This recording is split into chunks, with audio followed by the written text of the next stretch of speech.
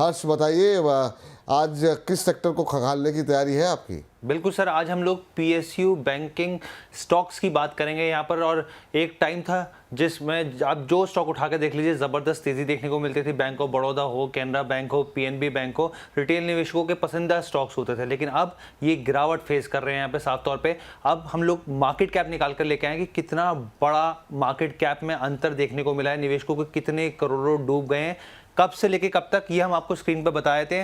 और मैं साथ ही आपको बता दूं कि जो पीएसयू यहाँ पे बैंकिंग इंडेक्स है निफ्टी का, करीब 3 महीने के अंदर 17% टूट चुका है। तो ये जो आंकड़ा है, जब से गिरावट शुरू हुई 30 सितंबर से लेकर 12 मार्च तक का आंकड़ा हम लोग लेकर आए, क्योंकि गिरावट ये सितंबर से ही महीना खत्म हुआ, उसके बाद से स्थिति शुरू हो गई थी इस तरीके की। अब आप देखिए, सबसे बड़ा बैंक देश का एसबीआई, मार्केट कैप कितना साफ हो गया इसका, 57,876, मतलब 58,000 करोड़ का मार्केट कैप एसबीआई का साफ हो चुका है तब से लेकर अब तक सर। इसके अलावा इंडियन ओवरसीज बैंक की बात करें, यहाँ पर करीब 29,500 करोड़ का मार्केट कैप साफ हो गया। ये नंबर बहुत बड़े हैं अपने आप में। कैनरा बैंक की बात करें, रिटेल निवेशकों का एक और पसंदीदा स्टॉक है कैनरा बैंक, यहाँ पे करीब 26,000 करोड़, यहाँ पे 26,187 करोड़ रुपए का मार्केट कैप साफ हो गया। निवेशकों के इतने पैसे सुहा हो गए। यहाँ पर बैंक ऑफ बड़ौदा बीओबी की बात करते हैं, यहाँ पे 23,478 करोड़ यहाँ पे साफ होते हुए दिखे।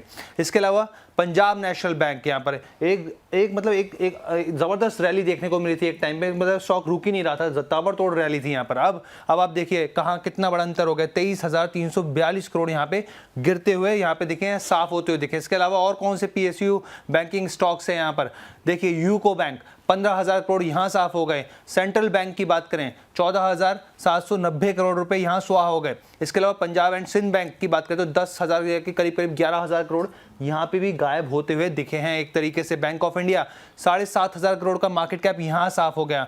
यूनियन बैंक की बात करें तो 7,000 करोड़ का मार्केट कैप यहाँ पे भी साफ हो गया। ये 10 ऐसे स्टॉक्स हैं जहां का मार्केट कैप आप समझिए कि पीएसयू बैंक का साफ हो गया। अब इसके पीछे के रीजंस क्या है वो भी हम आपको स्क्रीन पे दिखाते हैं। ये बड़ी चीजें हैं, आप देखिए। सबसे पहले कमजोर नतीजे, Q3 के जो नतीजे थे वो काफी कमजोर आए थे यहाँ पे साफ तौर पे, और जो एक्सपर्ट्स थे वो प्रिडिक्ट भी कर रहे थे कि नंबर कमजोर आने का असर देखने को मिलेगा। और तमाम पूरे सेक्टर सर, पीएसयू बैंकिंग में नहीं, तमाम जो कंपनियां हैं उन्होंने नंबर जो हैं वो एस्टिमेट के हिसाब से कमजोरी दी है। इसके अलावा क्रेडिट ग्रोथ में धीमापन, क्रेडिट ग्रोथ को लेकर अगर हम लोग बात करें तो यहाँ पे काफी धीमापन देखने को मिला। क्यों देखने को मिला, यहाँ पे ऑटो और खासकर हाउसिंग सेक्टर में जो डिमांड थी उसमें काफी ज्यादा धीमापन था, तो जाहिर सी बात है असर यहाँ देखना लाजमी था। इसके अलावा लिक्विडिटी प्रेशर, आरबीआई ने भी इंजेक्ट करने की कोशिश की लिक्विडिटी प्रेशर। बेसिकली यहाँ पे कासा की जो बात करें, कासा रेशो जो था उसमें धीमापन था, उसमें गिरावट देखने को मिली थी, इसलिए लिक्विडिटी प्रेशर भी यहाँ देखने को मिला। एनआईआई नेट इंटरेस्ट इनकम पर दबाव देखने को मिला। बेसिकली यहाँ पर जो हायर कॉस्ट फंड्स थी उसका असर यहाँ पर देखने को मिला, इसलिए एनआईआई पर दबाव देखने को मिला। इसके अलावा ग्रॉस एनपीए में बढ़ोतरी हुई यहाँ पर, तो ग्रॉस एनपीए की हम लोग बात करें तो यहाँ पे भी जो कारण रहा, एक ये भी बड़ा कारण है जिसकी वजह से तमाम जो पीएसयू बैंकिंग स्टॉक्स है उसमें गिरावट आई। जी, ये वो कारण है, ये वो शेयर है जहां पर की बड़ी मार्केट कैप शार्प हुई है। सर ये जो लिस्ट अभी हमने तैयार की, जरा स्क्रीन पर दिखा दीजिए एक बार, इसमें एसबीआई, यूको बैंक, एक बड़ी लंबी चौड़ी लिस्ट है जिसमें कि अच्छी खासी गिरावट आई है। सर चुने टोटल 10 स्टॉक्स हैं बिल्कुल।